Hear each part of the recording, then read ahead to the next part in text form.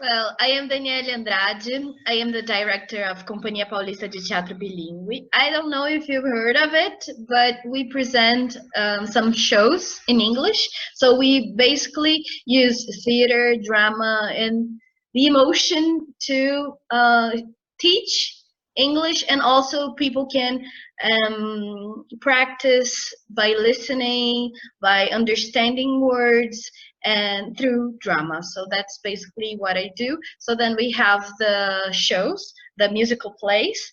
We also perform storytelling presentations, which are a little bit smaller than the big ones, the big shows. And we also have courses, and one of them is what we are going to talk about today. Okay, but hold on. Keep the mystery alive. Okay. Let's go now to Samantha. Hello, everyone. My name is Samantha Malta. I'm the co-founder of Aprenda, Horizontes, Consultoria Educacional. Deborah and I, we founded... Who's Deborah, though? We don't know Deborah yet. Deborah's... That's okay. There she is. Okay. We're about to find out a little suspense. I've been in the teaching area for a long time, almost 20 years. I'm really interested into bilingual education. Actually, I've just finished now, it was in 2015, almost 40 years, my master's degree in applied linguistics, in which was about multiliteracy, and it involves bilingual education. So there are much more to tell you, but I think we don't have time for that. Well, we'll get into the gossip about you guys after, about your personal lives and everything. Let's talk about the project first. And last but certainly not least, we have Deborah. Deborah, hi. Hey. So I'm Deborah Afonso. I've been teaching in bilingual context for more than 13 years, maybe. I was a music teacher, and then I started teaching as a classroom teacher. And my research, my master's degree and my research have always involved music education, bilingualism, culture, and I had some drama lessons when I was in college, and I also played in plays. So we are all talking here the same language, although we are from different areas. Okay, all artistically inclined, yeah? Yes. So to Samantha and Deborah, you guys are partners, correct? So, but there's something a little bit strange because you're kind of spread out a little bit. What you're in Portugal, and what? Okay, please explain. Okay, so Ampliando Horizontes was founded last year, and then 3 months later, I came to Portugal with my family, and since then we had tried different ways of following our hearts and continuing the project that we had, that is providing meaningful professional development for teachers that are interested or working in bilingual context. So we try some hybrid training courses and everything. Yeah. And it's been like a challenge, but Samantha can talk a little bit more about how it works. Okay. It's well, it's been it's just been a challenge, but it's working well. Well, basically, like in this one, that the course we have together with Dani, we have Dani and I there on the place. We have a rental place. The people go there. The only person that is online is Deborah, and she appears in a big screen. So it's like she is there with us, not her body, let's say that, but she's there. And we also have another person to help us. So he's the one that take care. I usually call he's the Deborah third eye, because he's the one that moves the computer wherever she needs to go, check the internet connection, check if she's listening and if the people are listening to her. So we don't have a problem. So to maintain a quality standard of Yes. program that we don't know what it is yet. Okay. Yes. So now, hold on. Now, all very exciting stuff. I'm trying to build tension for the audience. Okay. Now, Denny, you're in a partnership with these two lovely ladies. Tell me what it's about. Actually, I don't know how exactly it happened, but I know.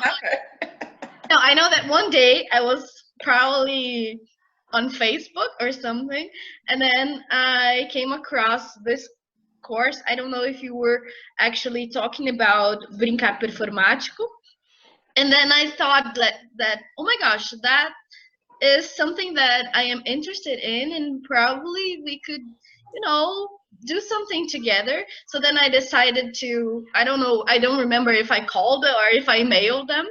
And then Samantha answered, and we arranged a meeting at a bakery shop. Mm-hmm. What do you call it? A bakery. What are you talking about? A padaria? Yes. Yeah. I don't know. In my opinion, as there's no name for a nice one, okay? A nice one. It's not a bakery. You don't just go there for bread. You can get coffee. You can get like a meal. You can get everything. Padarias. Yeah. Okay. Anyway, sorry. One of the best Brazilian things that we have. I agree. It's awesome. Okay, continue. I took you off course. And then we talked a little bit about what I do and what they do, and I don't know, things like match when you are on Tinder. I don't, because I don't use those things, but like when you're into the gossip. Awesome.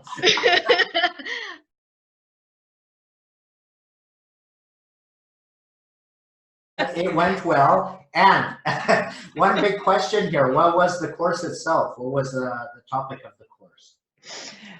We joined three topics. One of them is the storytelling techniques part, which I talk about, and I teach educators how to use the techniques to tell stories better in the classroom or at home or wherever they want to tell stories. Okay. And the other part is about the Brincar Performático. Brincar Performático, and the music techniques that they can speak a little bit better than I about this. Okay. We have these three topics in one course. Okay, so what is everybody? So you take care of the storytelling, yes? Yes. And you two take care of the what? Brincar Performático, so... what is that? I don't even know it. It's I don't like how this is not a technique, but it's a way of teaching through playing. Okay. So it's not a free playing, okay? So we have a purpose, we need to build, the teacher needs to build a sequence that is a specific sequence for that, and this play, it needs a purpose and it's real. The children or even adults, it's like not only for children, our is focused on children, but Brincar Performático is for everyone. The person needs to feel that the playing, it's really happening. So the feeling, it's very important. They know that they are pretending, but the feeling must be real. So this is one of the things. Okay, lovely. That's interesting. It is interesting. Okay, and Deborah, what is your part then? You are just a kind of entertainment robot that they No. so what is your part? Yeah, I put a little bit of music to all this, because when I teach music, I feel that music is not a subject on itself. It's not about only music. I come in a sense of integrating areas and thinking that when you work with music, it's not only just about singing, it's not only about having fun and having the emotion and feelings and everything, but also the part where you can practice language and create language. So it's a way that the ideas that I bring related to music are not only connecting the topic of the story and the topic of the play, but also connecting the way students can show and produce things. Are they with this music? I have unfortunately, I have a musical background, so you guys are going to have to bear with me while I understand this a little bit. Are they singing, and what is the, if they're singing, what is the, are they practicing listening? What is the basis of this? Okay, like how are they actually doing their production? Are they playing the cello? No, they don't play the cello. We don't use instruments, but we can use sound objects, for example. So one idea is, for example, we have this structure on the workshop that I'm not going to tell you, but I can give you some hints. Like, Danny tells a story, and then I add a song that is related to that story, and the participants, they have to create the ending of the story. They have to tell the ending of the story based on the song that we were singing before, something like this. So the idea is that they are creating, they're improvising, connecting all the things. Okay, now here's a tough one, okay? A tough educational question, actually. What is the purpose of music inside the English classroom? Is it, I don't know if you've noticed my comments on this subject before, but I don't believe that it affects listening at all. I don't think it's relevant to listening. I believe it's very relevant to production, okay? Okay? What are your thoughts on this? I'm evil. No,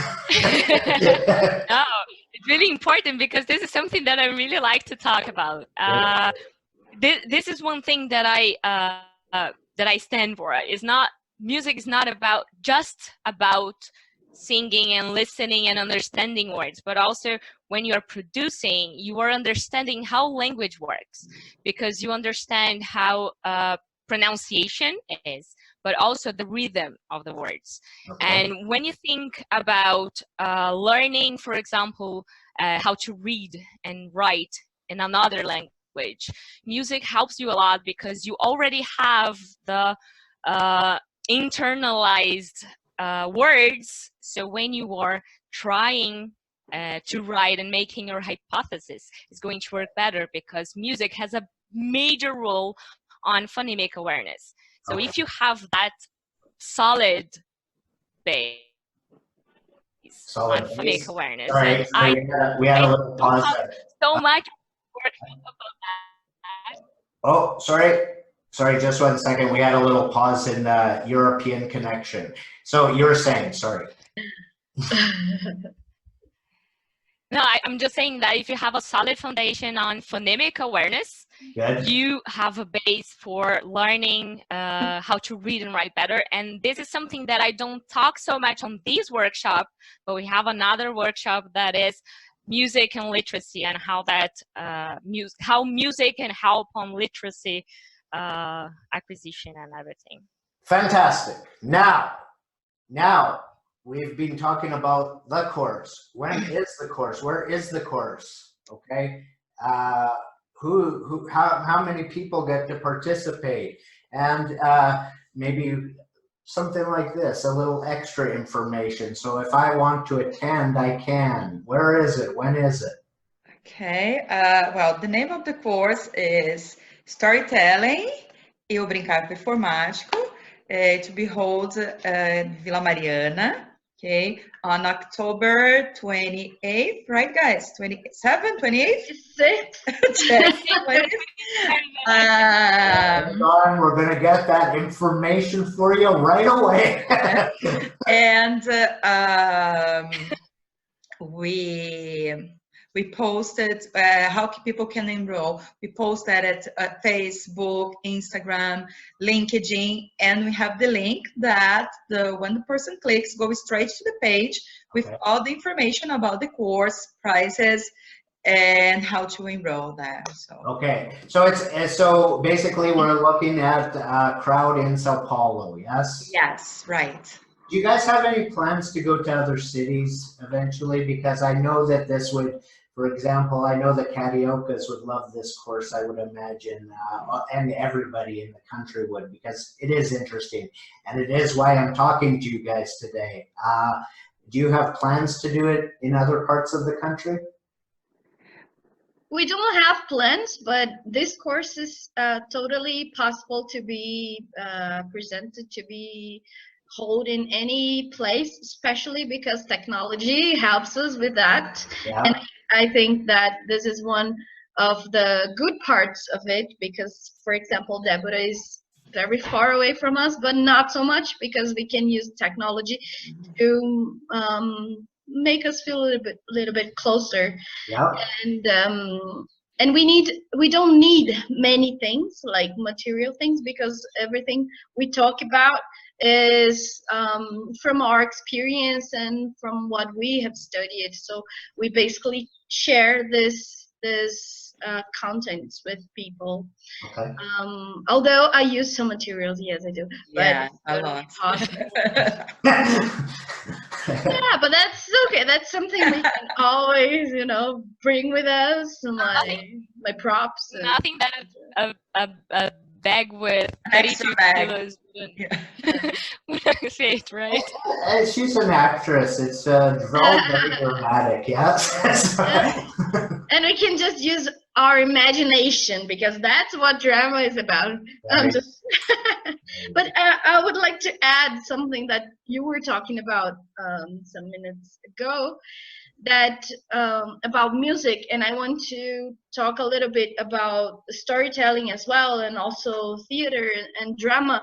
Please. And the purpose of it, because we have this course. This course is for teachers, for educators. So we basically use music, we play all the time, we tell stories all the time, but the purpose is, how can we make something with a purpose? Because sometimes we just play and we just sing a song and teach kids to sing a song, but what is the real purpose of doing this? And if you know that you can do it differently from what you have been doing. So that's what we do, because people might think, but I play all the time, that's what we do in real life.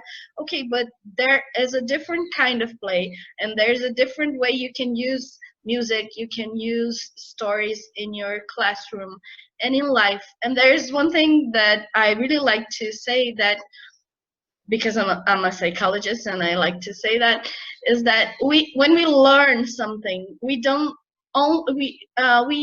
use only our rational thoughts and our rational mind, but we use our emotion, and we learn through emotions. So that's what is important, because if you feel that thing that you were doing is fun, is nice, and you feel good doing it, you will probably want to do it again. You want to study about it better. So it's no use just to read a book and just read lists of words, or learn something only using your rational techniques. Okay. Because we are emotional beings, right? What are you guys trying to burn my techniques as a traditional teacher? Are you guys trying to put me out of business? This was not the point of the interview, for the love of God. Sorry. No, but I have to share something with you guys. I have done a course for my students with Danny before, okay? And my students are all the corporate variety, okay? Very stiff kind of people. And wow, the opportunity to take part in some drama was really amazing. It was a morning course we put together and it worked fantastic. Adding the side of music to me, coming from a musical background myself, also another huge thing that I would be excited to see how this works, okay? I know Deborah from Facebook groups and this kind of thing, and I know when she's talking, she's not just making things up. She's talking a reality, how music can help us. We don't agree 100% on it, but yeah, okay. but the things she says are absolutely cool and absolutely different, and I really support them all about this. So guys, again, soon we're going to put the date underneath underneath here so all of you can see where to go, okay, or at least when to go. And then that's about all I wanted to talk to you guys about today. So thank you all. So I'd like to thank you too, André, and say that yes, we are open. If anyone out of São Paulo would like to have our course, just get in touch, okay? We are very open to spread our ideas, teaching whatever people will need. Good, great, great. Okay, now the rest of you say goodbye. Be polite. Thank you. Bye. Bye-bye. Okay, good. See you. Thank you. See you. Thank you.